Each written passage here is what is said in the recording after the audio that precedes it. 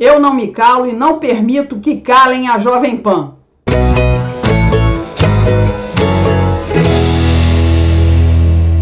Bem-vindos, aqui tem notícia e opinião, a minha. Que o Senhor abençoe a edição 83 nesta terça-feira, dia 27 de junho de 2023.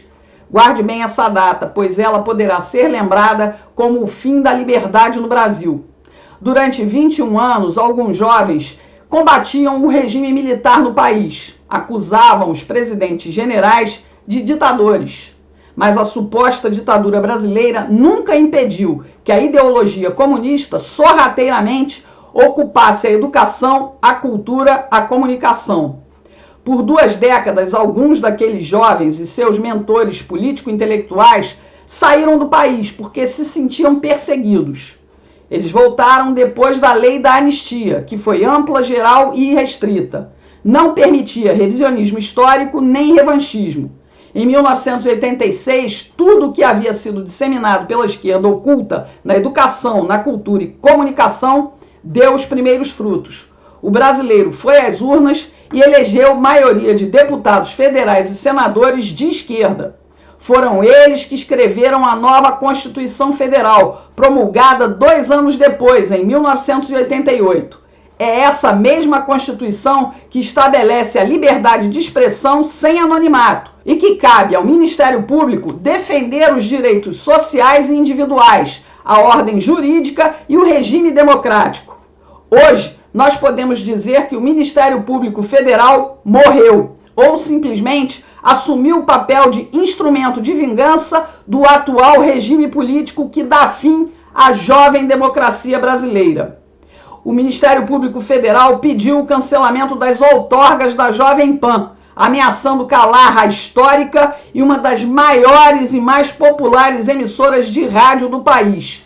Segundo os procuradores Yuri Correia da Luz e Ana Letícia Abse, as condutas praticadas pela Jovem Pan violaram diretamente a Constituição e a legislação que trata do serviço público de transmissão em rádio e TV. O cancelamento das outorgas da rádio em São Paulo e Brasília encerraria a transmissão para mais de 100 afiliadas pelo país, deixando milhões de ouvintes sem uma voz pela nossa liberdade.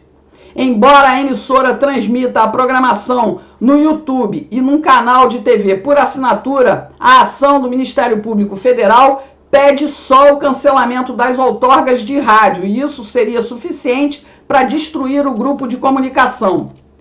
Os procuradores também pedem indenização de mais de 13 milhões de reais, além de obrigar a rádio a veicular 15 vezes por dia, das 6 da manhã às 9 da noite, durante 4 meses, mensagens de até 3 minutos com informações oficiais sobre a confiabilidade do processo eleitoral. Se isso não é uma ditadura, eu não sei mais o que significa ditadura.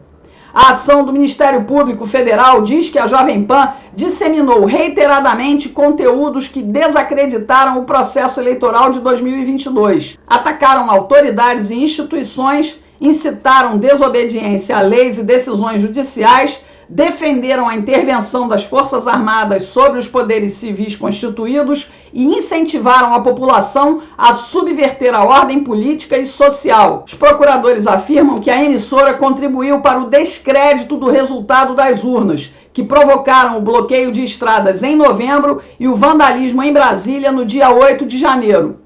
Quem ouve a Jovem Pan como eu sabe que isso é mentira.